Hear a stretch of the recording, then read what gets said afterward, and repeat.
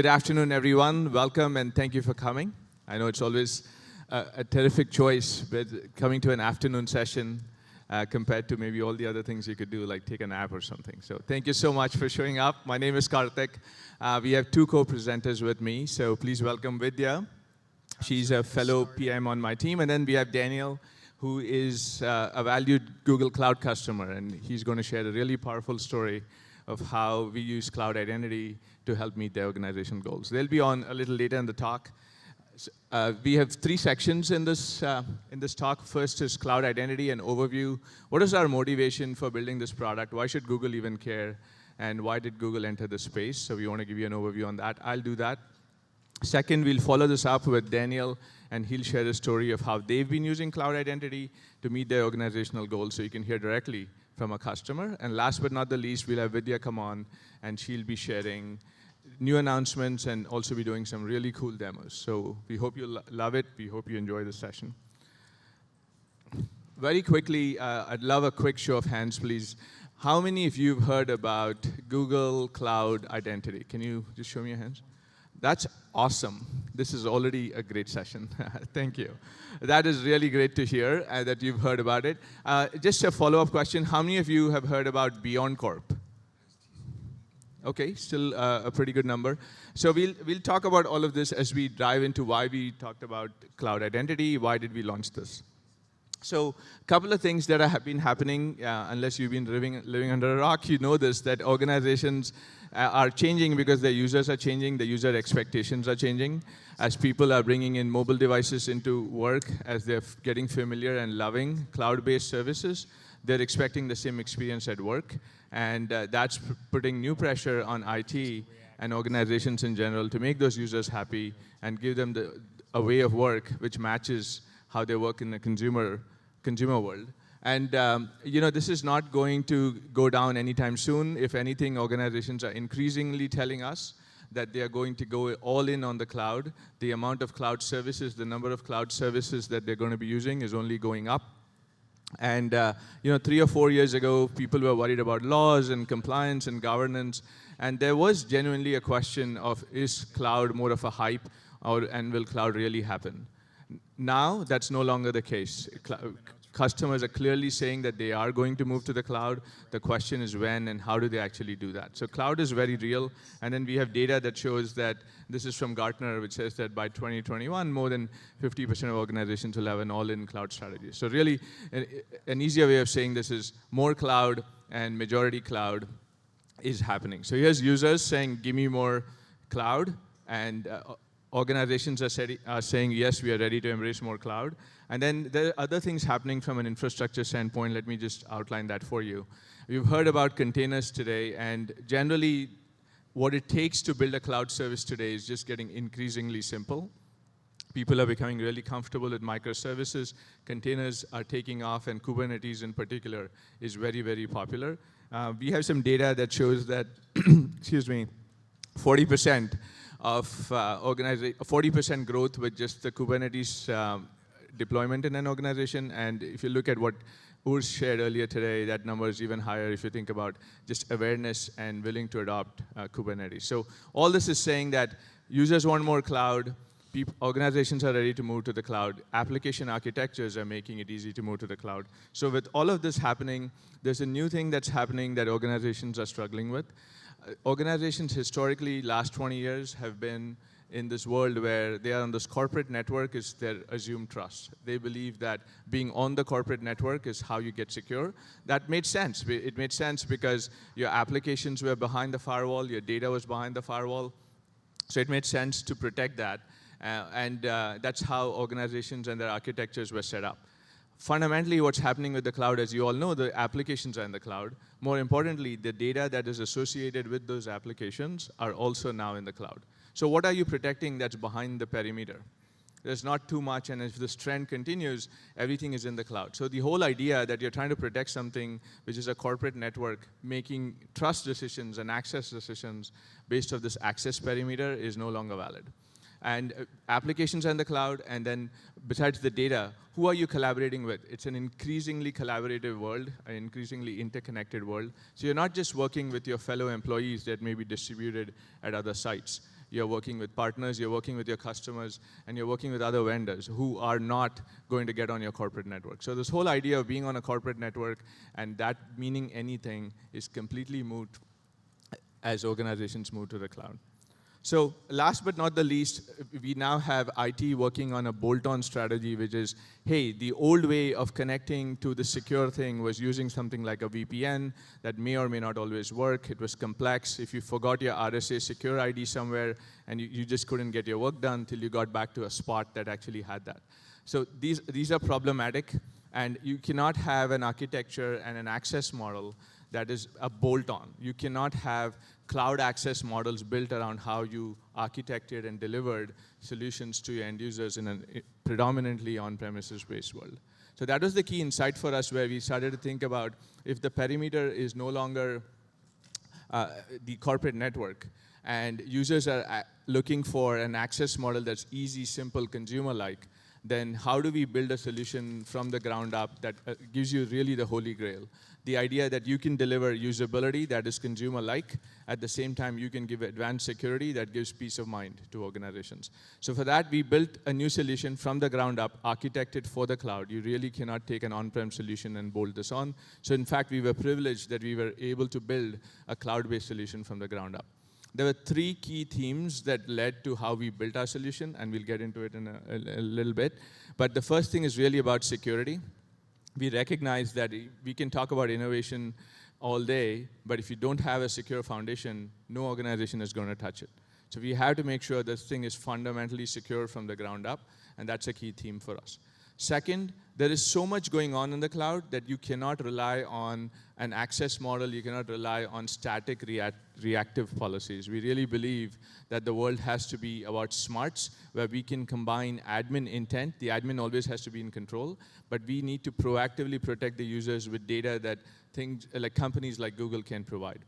So quick example, right? Google is really good at crawling the web, and we know what the good websites are, and that's what we give you when you do a search result, or when you run a search query.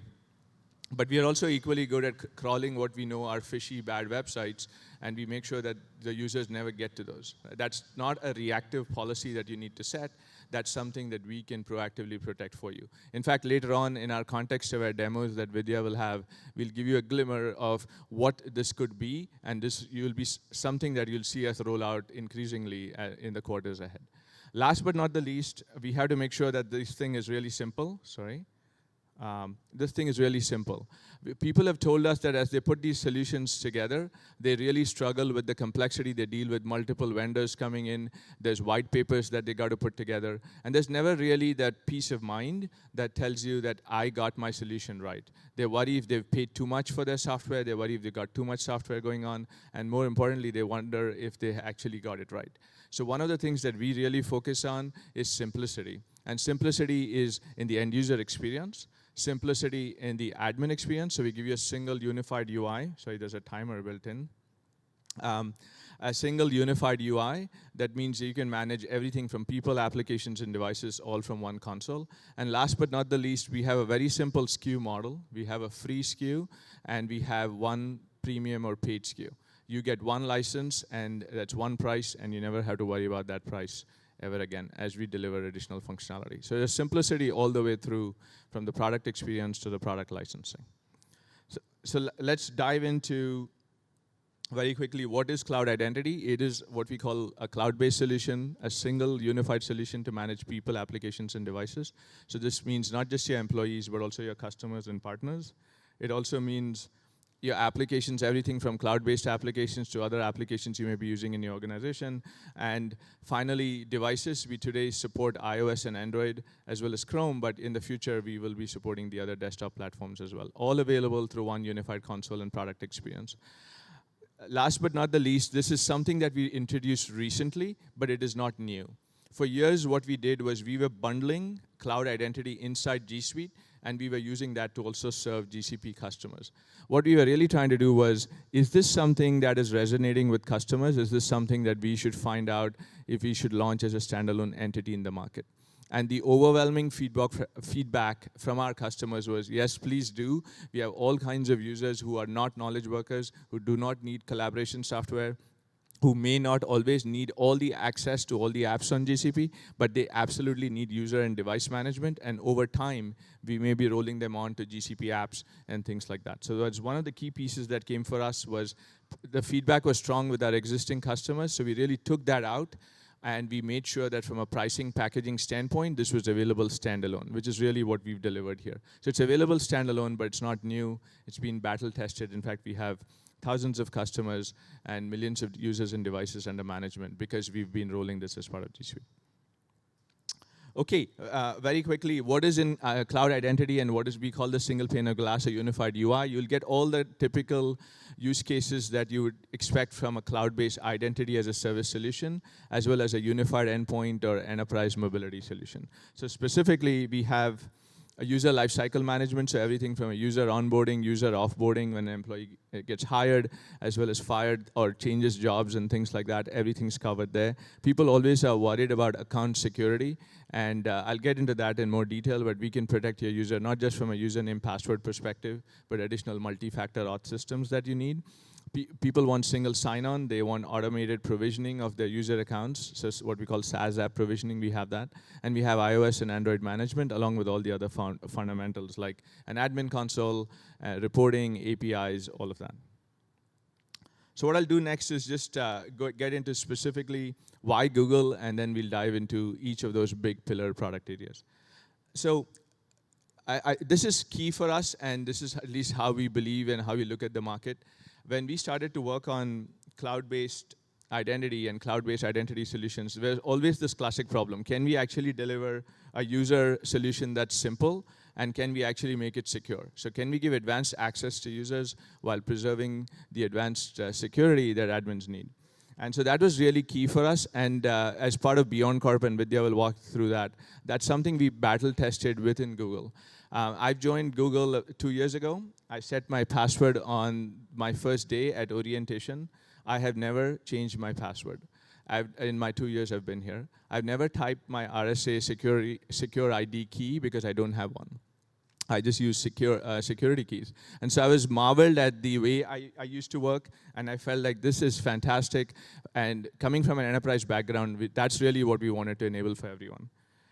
We did that through security. We did that by being really smart. Like I said earlier, we think that ML data is really going to come in and protect people proactively. The heritage that we have 7 services that are a billion plus 30-day active count, which means we have tons of data about what is good and what is bad, and we can use that to set policies. In fact, that'll be part of the demo, and I already talked about the simplicity.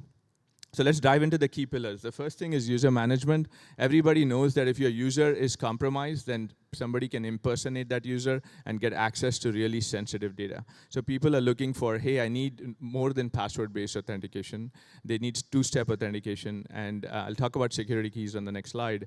But we give you whatever works for you from a 2-factor auth perspective, as well as the security key piece that I'll just talk about next. But ultimately, we know that from a security keys and from a user account standpoint, there's tons of data out there which says that, for example, by Google's own internal estimate, we think there are more than 1.9 billion usernames and passwords floating around in the dark web. This means that that password that your employee is setting is likely already compromised. So it doesn't mean that you can rely on passwords alone to protect them. You need this additional factor of authentication. So let's look at what we did with security keys. But if you like your one-time use passcodes and you like push notifications, while we don't think they're as secure, we want to give you that choice because that ultimately you may have a business reason why you're rolling that out.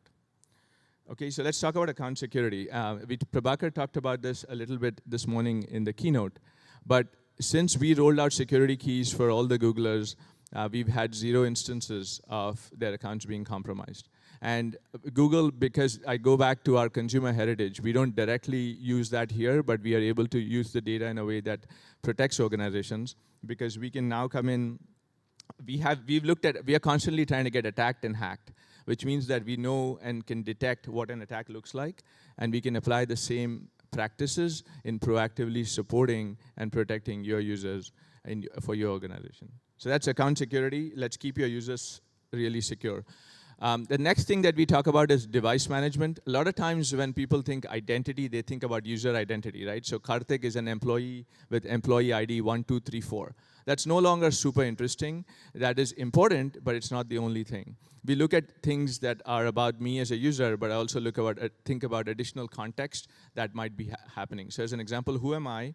What kind of role do I have in this organization? What kind of privileges do I have? What kind of devices am I using to access these applications? All of that goes into the attributes of making a really smart decision about, should I get access? How long should I get access? Things like that. All of that happens if we can bring device management into the fold. So we offer the same EMM capabilities to manage iOS and Android that you might be using in your organization already. And very soon, as a roadmap feature, we will have Windows and Mac management as well. So that's device management, because we look at the device signals as well to additionally protect the users and protect the accounts. Okay, so one of the things that are probably not very well known, and this goes back to us bundling cloud identity as part of G Suite, is that we've been actively used by organizations, and Gartner in particular recognized us, and this is not a Gartner vote, this is customers coming out and voting for our identity solution, our device management solution as a customer favorite. So you have to get a particular rating, and once you go above that, that's when you get this. That's when you get the badge, and this is something we just earned in 2018. So it's a customer choice for our MDM solution. We have more than 10 million devices that are under 30-day active management. Okay, so let's talk about application management. We have a rich catalog of applications. People need single sign-on. They don't want to come in and configure those applications for single sign-on, and they're error-prone. So we just give you a pre-configured catalog out of the box. We support SAML and OIDC today, and we will soon be launching password vaulting, which is your password-based SSO. So if you have a non-standard application that doesn't support the existing standards, then and they just use passwords, we can give you single sign-on for that. Okay, one last thing on application management. We have a lot of apps under management. Another quick show of hands. How many of you have heard about Cloud Identity Aware Proxy? Okay, not as many people in the room, but this is a great way for organizations to modernize their applications or even lift and shift their applications. If you run them on GCP, and then you have an identity-aware proxy, what it does is it looks at your identity, again, user state, your device state, and additional context, and it can make decisions about your applications. We call these BeyondCorp for your second-party applications. So the idea that you can take your modern applications, lift and shift applications, run them on GCP, and then give them the same protection as any of the other applications happens through identity-aware proxy. So when you sign up for Cloud Identity, this is an option. You can always use that if you're looking at modernizing your applications. Okay, with that, let me introduce Daniel. He's an amazing customer for us. He has a foundationally amazing story of how he used a small group of employees on his team to manage a very large employee organization purely using cloud identity. So let me invite Daniel, and he will tell you more. Welcome, Daniel. Thank you.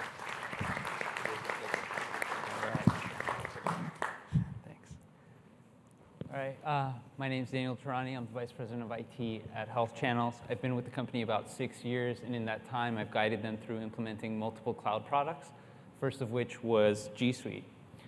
But before I get started, I want to talk a little bit about our company. Health Channels was established 14 years ago as Scribe America and has since grown to incorporate 3 distinct organizations that provide services to over 2,600 locations and employ 17,000 employees internationally. Our primary line of business is scribes, and a scribe is somebody that follows a physician around and assists them with their clinical documentation. Some of the biggest challenges we faced within our organization when enabling our digital workplace was we're a high-growth organization. To give you an idea, in 2014, we had approximately 5,000 employees. Today, we have 17,000. We also experienced a significant amount of turnover within our organization. We hire predominantly pre-med students that are looking to move on into medical careers. They last with us about 2 years. We also have a stringent training process that not everybody gets through. All of that amounts to a turnover of about 1,000 people every month. Oop. All right. Lastly, we run a very small IT group. Total headcount is about 6 people. And we do that, and we have to administer multiple applications, an ever-growing list of applications as we adopt more and more cloud applications. So how did we deal with all of that? So we dealt with that by leveraging Workday's reports as a service and Google Cloud Identity's APIs to automate our onboarding and offboarding processes, thus eliminating the need for IT to get involved to provision accounts. We also leveraged Google's automatic provisioning into third-party applications and deprovisioning as well, which also removed the need for us to provision our users into those applications, giving them the tools they need from day one. Lastly, we simplified our login process by enabling all of our applications through the G Suite SSO, and it enabled multi-factor within our organization, securing not only G Suite and our applications, but our third-party applications requiring MFA to get into those as well. So why did we pick the Google stack, right, or Google Cloud Identity? Number one was the familiarity of the product.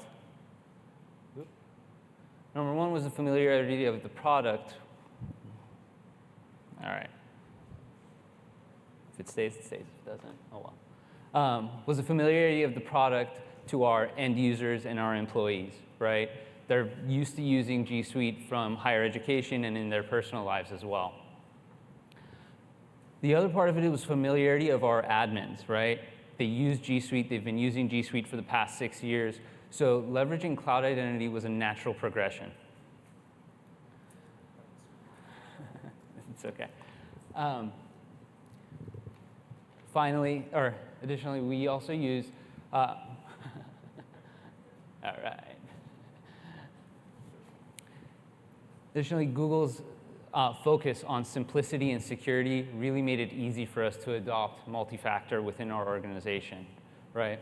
So by that, Google provides push notifications to their people's Android app or through Gmail, as well as security keys, which make it really easy to get through that multi-factor portion of it. Additionally, there's simplicity and security from an admin perspective as well, right? When a user is onboarded into Cloud Identity, you can set a period of time in which they have to set up multi-factor. And once they log in, they are prompted to go through the multi-factor setup, and they're ready to go with multi-factor. So that decreased the level of support that IT needed to provide. Lastly, Google's extensible APIs and the reliability really allowed us to automate and move things forward without any hindrances. We did all of that within a couple of weeks. So looking forward, we're looking to further automate our employee lifecycle and implement more smarts, which Vidya will talk about a little bit later, as well as implement device management and Cloud Identity for our external consultants. With all that said, I'd like to pass the baton to Vidya to talk about new. Okay.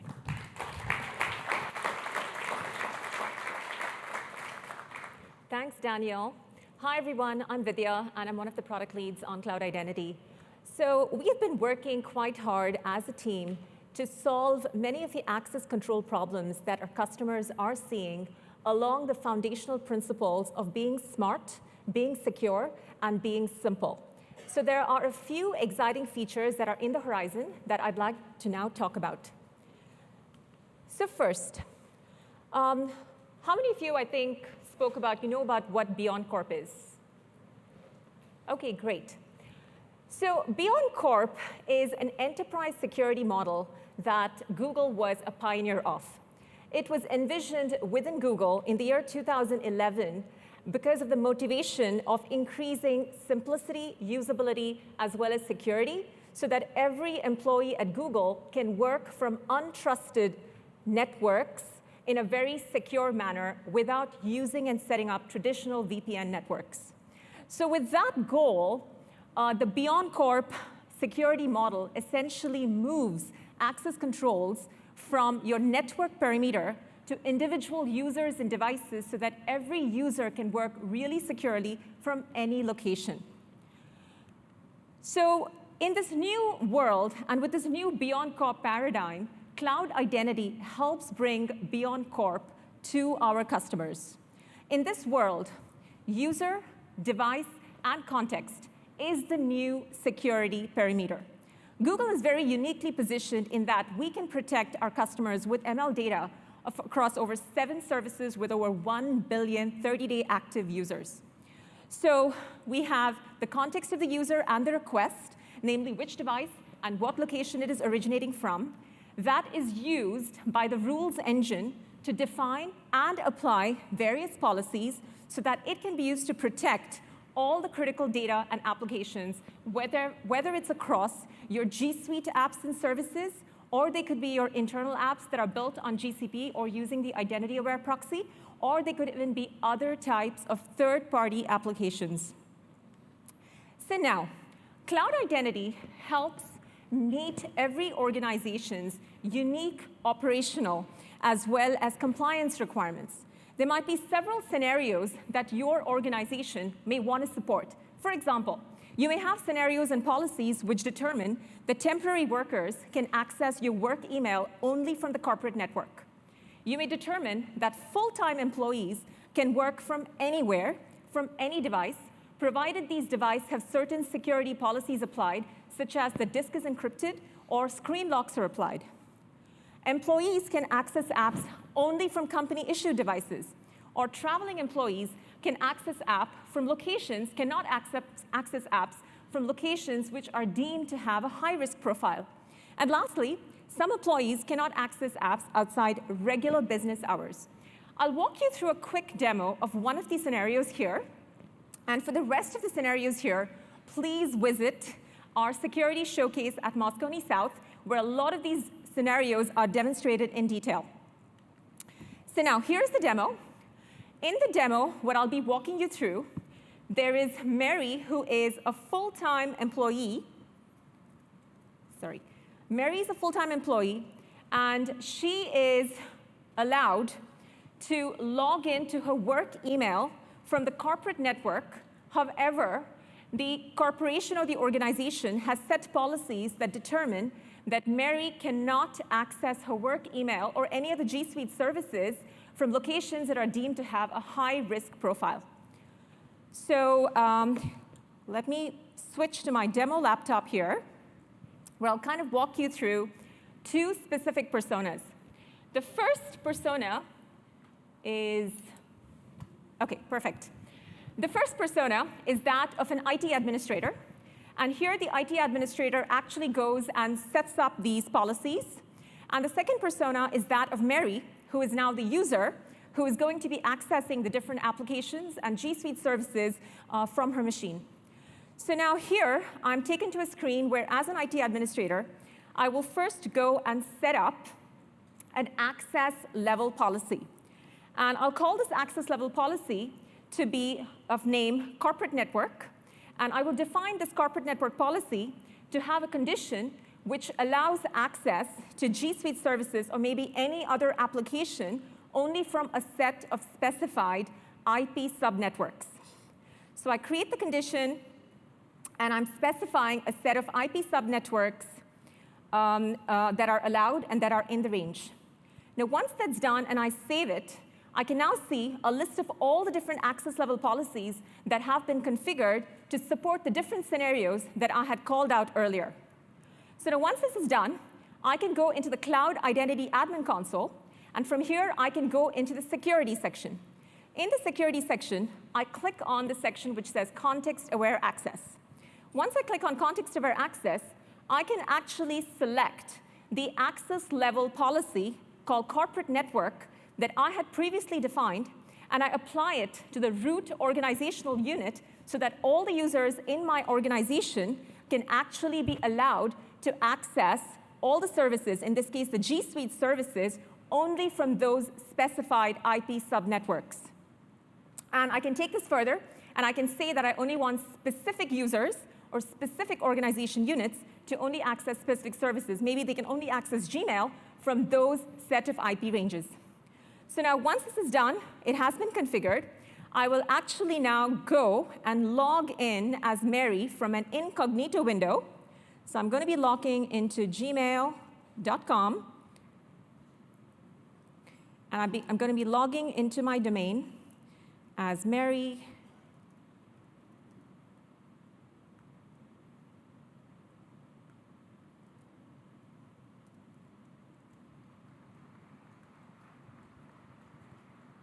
And here you go.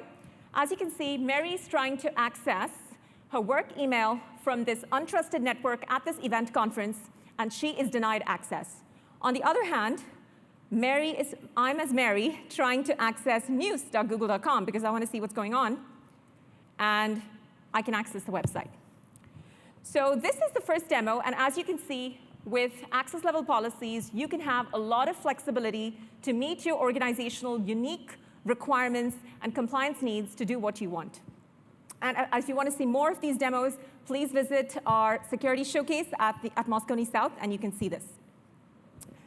I'm now going to move on to the next piece of feature that we are going to talk about. OK, so Kubernetes. So I think in this morning's keynote, you heard Urs talk a lot about how enterprises are now starting to move towards adopting a microservices architecture. Containers are growing. Over 70% of enterprises are using Kubernetes and so on. So with cloud identity, we are aiming and striving to provide IT administrators with a single pane of glass to manage your users, devices, and applications. And we're also looking towards extending this paradigm to support containers and Kubernetes. So I'm going to be walking you through a demo here. And consider a journey in which an organization, as part of their cloud transformation, is actually containerizing their applications and is using Kubernetes to orchestrate and deploy these applications. Now, being an enterprise, they're probably looking at using a hybrid environment that spans multiple clusters across multiple clouds.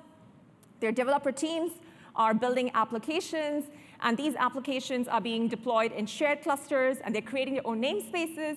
So now, all of a sudden, you have islands of namespaces that have sprung up and that are cropping up across the organization with very limited governance and control. So in this particular demo that I'm going to be walking you through, I'll be going over two personas. The first persona is that of an IT administrator who is also a cluster admin, who specifies policies that govern who can do what is part of policy management for these clusters. And the second persona is that of a cluster user who is also a developer who is allowed and authorized to actually run and deploy applications on these clusters. So now, let me take you back to my demo machine, and I will show you what this looks like. OK, so let's start here. So this is the Cloud Identity Admin Console, from which you have a unified, holistic, single pane of glass view for managing all my people, all my devices, and all my applications. I click on the Kubernetes card here that also now allows me to manage my Kubernetes and Kubernetes deployments. So I'm taken to a view such as this, where I can now see a list of all my clusters that are provisioned and running. I can get to see a list of all the different namespaces that have been created across my prod as well as my test environments. And I can also see a list of the different policies that have been created. In particular, there is a resource quota policy that has been created and enforced across my test and prod namespaces. In particular, for example, there is resource quota policy that has been set up and defined such that all my test namespaces cannot use or request more than 100 core of CPU and 20 gigabytes of RAM. And now I go to my roles view, and I get to see a list of the different role binding objects that have been created. So here, in particular, there has been a role binding object that has been assigned to the user Vitster, who is a cluster user, and she is now allowed and authorized to run her jobs on all the different test namespaces. So now I'm going to actually take you through the experience as the cluster user Vitster so that she can actually go and actually run this job. So let's see what happens here. So I'm going to reconnect. And first, as the cluster user Vitster, I am going to run the job by trying to create a pod within the production namespace. So let's see if that works. So now I am going to try to run the job in the production namespace, prod next. And you can see that Let me try it again. And you can see that it will error out saying that I do not have the permission or the credentials to do so. Now I'm going to try to create a pod in the test namespace, but I'm going to request more resources than what has been allocated for me by the policy administrator earlier in the Cloud Identity Admin Console. So I am going to now ask for creating a pod in the test namespace, but asking for more resources. So I do that, and here you can see that the job fails. And it does so because it clearly sees that I'm asking for more resources than what was allocated to me. And now I'm going to try to create a pod in the test namespace, but asking for resources that are well within what was allocated to me. So I do this, and as I can see, I'm going to actually create it in the test namespace within the limits, within the resource quota allocated. And it is going to be a success. So yay, it's been created. And now, as you can see, this is an early preview. And with Cloud Identity, you get a centralized single pane of glass view for managing your people, devices, and applications. But you can also extend and see how Cloud Identity helps bring both policy and identity governance for your enterprises, container, and Kubernetes deployments. So I'm going to now wrap this up by going to the takeover slide, summary slide. OK, perfect.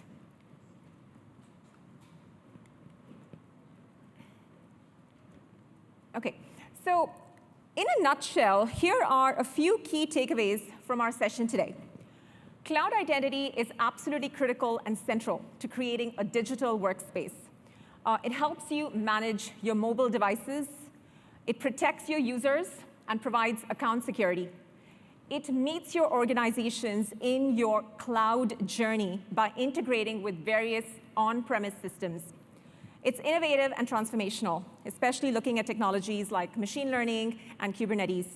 And all of this comes with a very simple subscription and a licensing model. And we have a promotional price of $4 per user per month. So as next steps, please visit cloud.google.com/identity. We have a 14-day trial. Try the product and check it out for yourself.